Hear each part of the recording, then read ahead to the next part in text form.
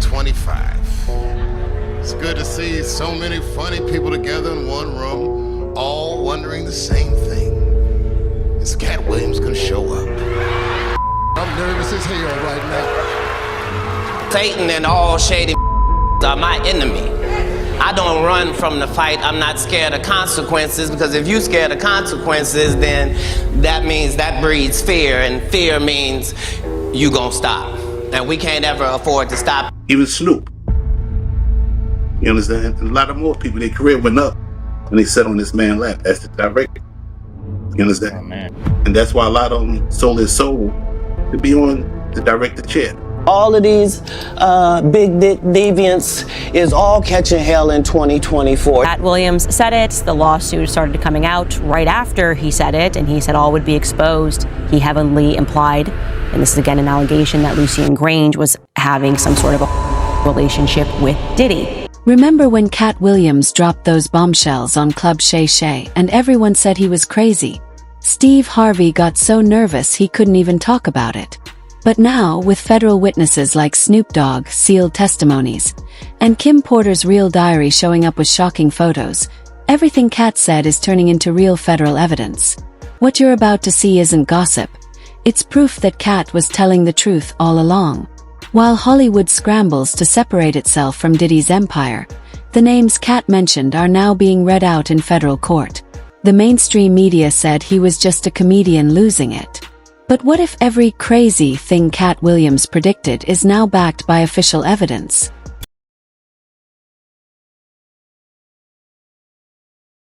That was all Katt needed to reveal the size of his intelligence network. 30 years of gathering Hollywood's darkest secrets while everyone else chased fame and money. "I know things I shouldn't know," he said. "And they all know it." That's the confession that terrifies Hollywood. Katt doesn't just have suspicions about what happens at those private parties and secret meetings. He knows the truth. He has proof. For 3 decades he's been watching, listening, and keeping records. While other comedians focused on their careers, Katt was building the most dangerous weapon in Hollywood: unfiltered truth backed by real evidence. And you don't have to take just my word for it. When someone as outspoken and respected as Candace Owens supports Katt Williams' credibility, it shows this isn't wild guessing. It's documented reality. There were other people who had publicly alleged that this is what was going on in Hollywood, Katt Williams being one of them. Take a listen to what he said to Shannon Sharpe on his podcast, and this is before the producer had dropped his lawsuit. Take a listen. I'm quite likely to tell the whole truth and nothing but the truth, so help me God. Katt Williams said it. The lawsuit started coming out right after he said it, and he said all would be exposed. And I should make it clear that in this lawsuit, the reason why Universal Music Group is being sued by Lil Rod is because he alleges that it's them that is sitting at the top of this ring. So essentially, Diddy is working for somebody else, and that person that he named in his lawsuit was Lucien Grange. He heavily implied, and this is again an allegation, that Lucien Grange was having some sort of a relationship with Diddy. So he is the person that controls Diddy, that Lucien Grange was aware of these parties, that Universal Music Group was aware of these parties, essentially that Diddy is the thug and the gangster working on behalf of Lucien Grange. That is the takeaway that you get when you read this lawsuit. So how odd that rather than the media being unbelievably interested, as I was, completely seized by this lawsuit, as I was, rather than them asking questions about Fahim, asking questions about Lucien Grange, who's got a very interesting past, changed his name. I don't tend to trust men that change their last names, least of all 3 times, as his family has done. Rather than any of that, they started attacking me for reading the lawsuit, for putting together the clips. How dare you say that there's some sort of a ring? Listen to the confidence in Candace's voice. She's not just standing up for Katt. She's confirming that his intelligence network was so sharp.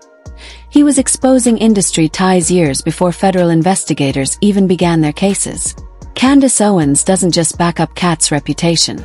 She reveals that he had inside information about Diddy's connection with Lucien Grange long before it appeared in federal lawsuits. Think about that.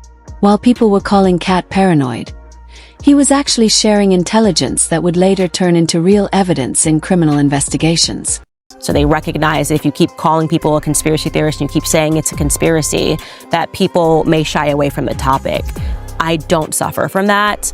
I want to know what's going on, as should every single person in this country, because there should be no individual in the entire world that can beat a woman on camera and not face any charges. That is just an utter insanity. It begs the question as to what is actually going on in Hollywood. And I think the answer is that Hollywood has been being run by a gang. And this is where things become disturbingly clear. Candace doesn't call it an industry or a business. She calls it what it truly is, a gang. Hollywood isn't run by agents and executives. It's controlled by a criminal network that operates like organized crime. When someone like Candace Owens, known for speaking the truth without fear, says Hollywood is run by a gang that protected Diddy from facing justice for crimes caught on camera, it changes everything. At that point, you're not talking about show business anymore. You're looking at a system of criminal operations acting without consequences. The real question isn't whether Katt Williams was right about Hollywood's dark secrets. The question is how many other stars are caught in this gang's web of control and corruption. What Katt Williams discovered through his network is now being confirmed by federal investigators through grand jury testimony and sealed evidence.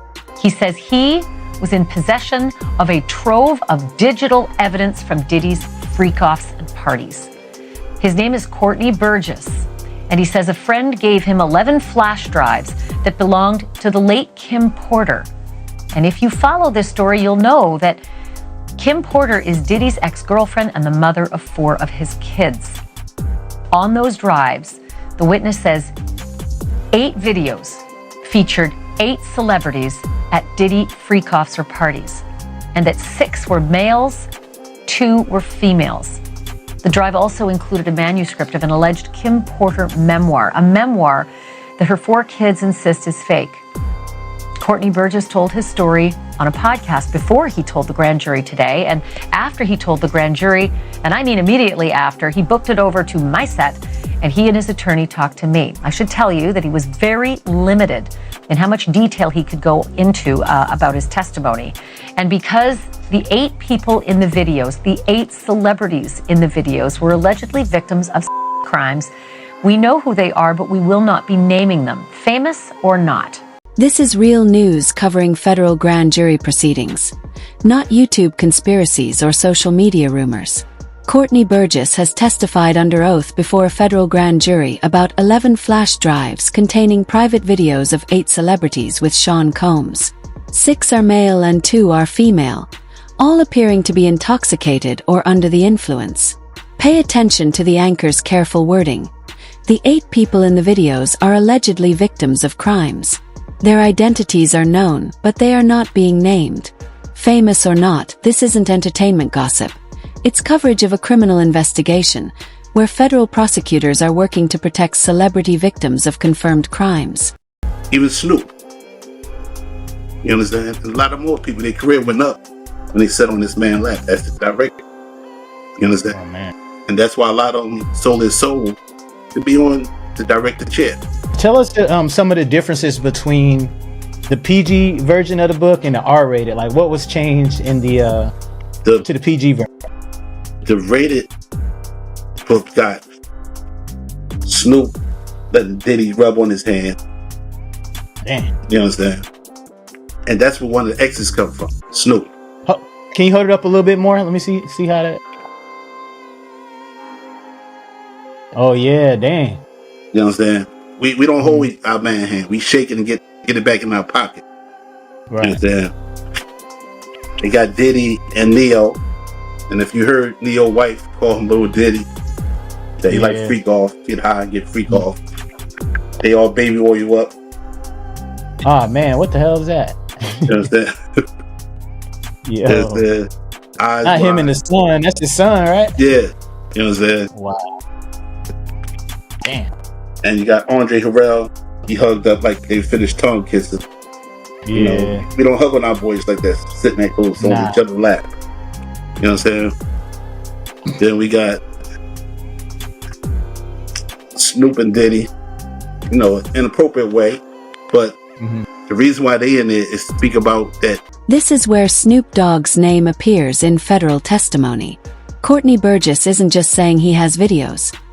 He claims to have Kim Porter's original memoir, which includes compromising photos of Diddy with Snoop Dogg, Andre Harrell, and other celebrities. This isn't gossip. These are alleged pieces of documented evidence that Kim Porter reportedly gathered and kept before her mysterious death in 2018. Think about that.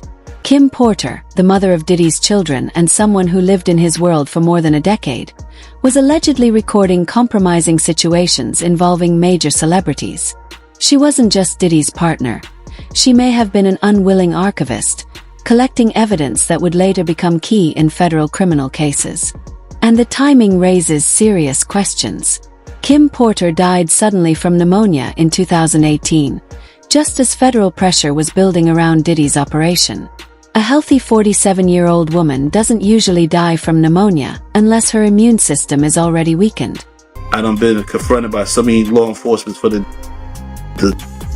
CDs,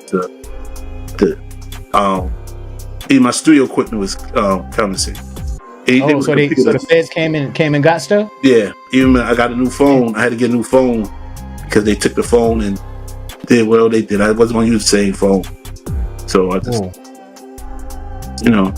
it's not mine to keep. This all I needed, and this rate. The truth is no longer hiding behind closed doors. It's breaking out into the light. As federal evidence mounts and Hollywood's walls begin to crack, the world is finally seeing what's been buried for decades. Stay alert, stay informed, and keep watching because this story is only getting started.